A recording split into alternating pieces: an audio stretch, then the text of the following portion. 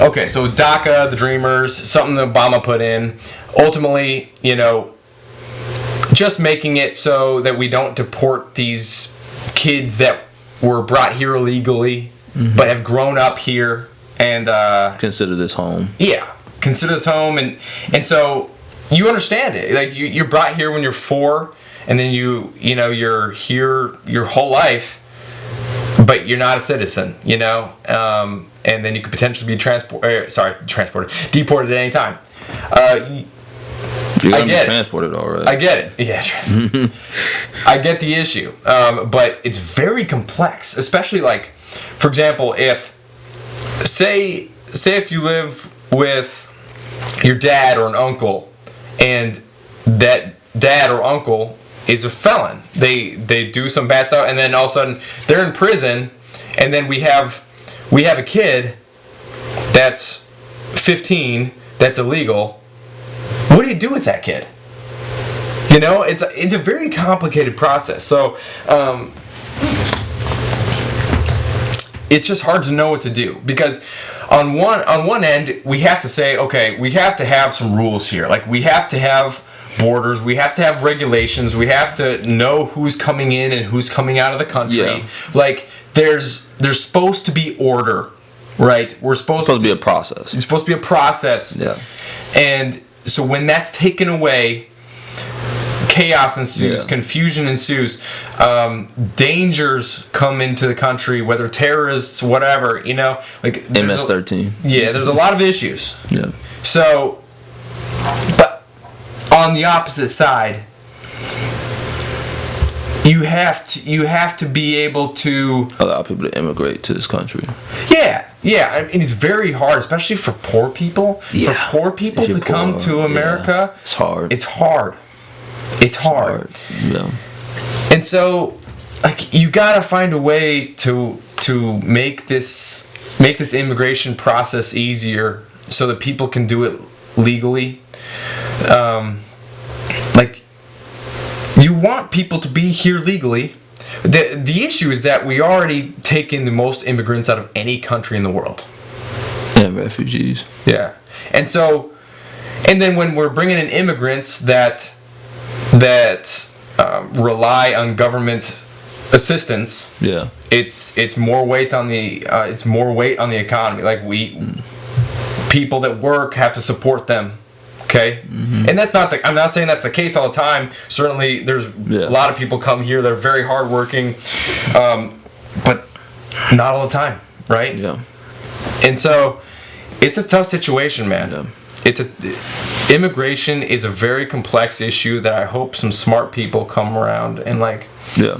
Well, and there's always the issue of, there's some hot spots around the world that. People just you're just not gonna make it. Whether it's in Guatemala or Syria or Afghanistan or North Korea or even just like China. It's not something that for a lot of people is easy to do. But the thing is, there are issues with immigration that we have to understand and come to grips with, but also reform them in such a way that, yes, it is possible to immigrate to the United States. Because the big thing that people misunderstand, and it happens in Europe as well, is that many of the people that immigrate to the United States are not immigrants. They are economic migrants. They are looking for a better life. The people do not have any intention of going back to a failed country or a state that they, that is unstable. Like they are, I think back to like Ronald Reagan in the 1980s when he basically gave amnesty to the guerrilla fighters in Nicaragua. Yeah. Because their country had been overthrown by a Marxist coup. And so there was no way for them to go. Like, what were you going to send them back to? A firing squad? So it's like, yeah, there's tough spots that people are in, but there's things that we have to fix. Like we have to fix chain migration. Just because your auntie gets in doesn't mean that your fourth cousin, your fifth cousin, your eighth cousin, like all these people get to come in as well. I lived in Texas. I lived on the border for 2 years. I lived down in McAllen, Texas, and that's right on the border. Some of my best friends were illegal. Like. Yeah. It's one of those things that, man, they came for a better life. They work hard. They want what's best for their families.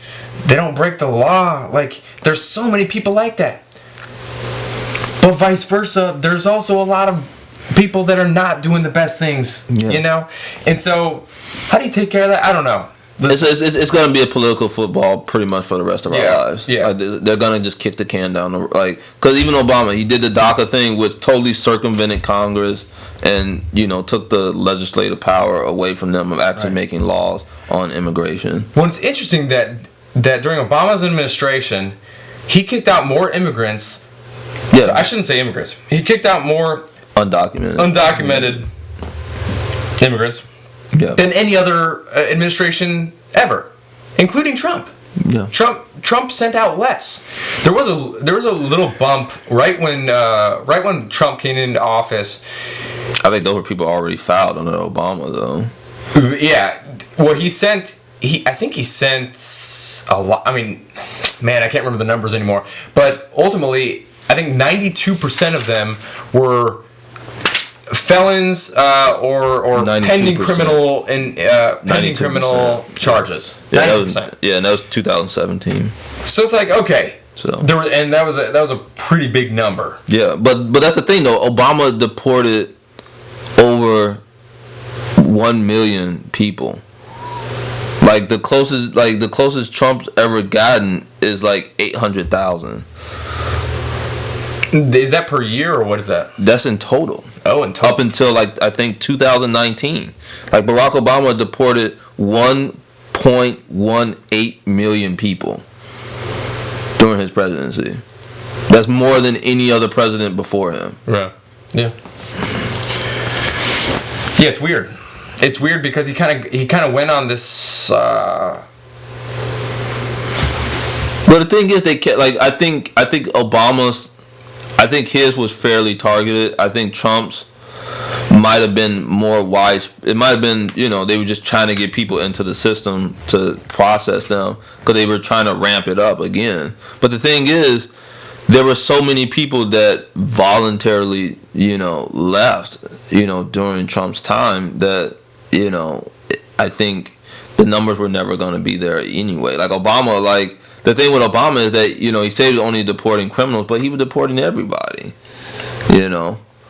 because, the lengths that you have to go to get into the country legally are just so, they're so, laborious that, unless you have a good grasp of the language, have, the resources, the money, the time, how is anyone going to be able to do that? Yeah. Even with Trump's, stay in Mexico order for, Central Americans. Unless you got, money to stay in a hotel, people in Mexico. Because, you look at the people the caravans that went through Mexico, the Mexicans were throwing rocks at them.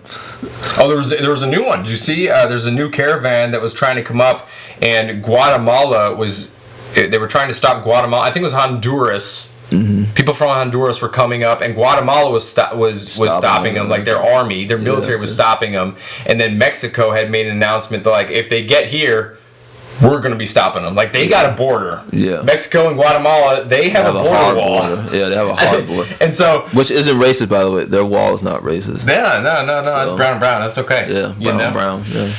Except for Canelo Alvarez, he's a special breed. Yeah. Off subject. Yeah. But yeah, so on one end, you feel like you cannot encourage this behavior of just coming here illegally by saying, hey, once you get here, we'll provide a way for you to become a citizen. That, you get it.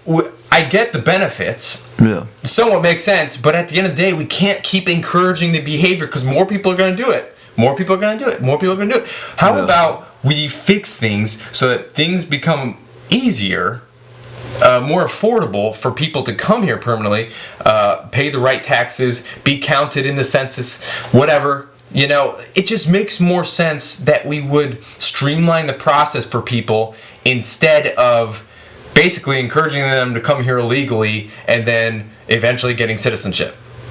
Seems odd to me that we're still doing that, Yeah. But there was a program, I think, back in the day where you could have it was like $500,000 and you could just buy citizenship. Nice. All right, what's next? Let's see here. The Trump travel ban for Muslims. That wasn't really for Muslims. It was just from countries. Yeah. So this is an interesting one because I've thought about this before. It's like, yeah, I see what you're saying, but at the same time, we don't know what's going on as far as our international knowledge between the CIA, the FBI.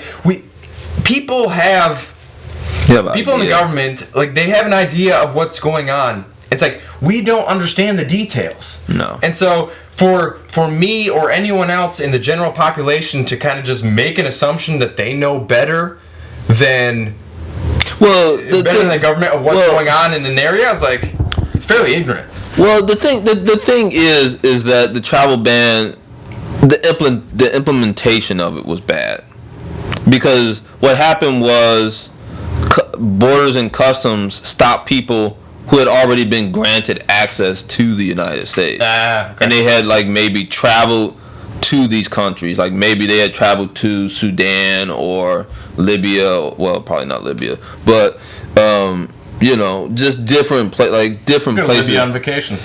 It might not be that bad. I hear Benghazi's actually nice this time of year.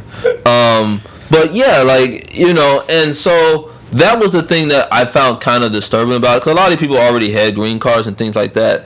But what you have to understand is that a lot of the countries that were on the list, with a few exceptions,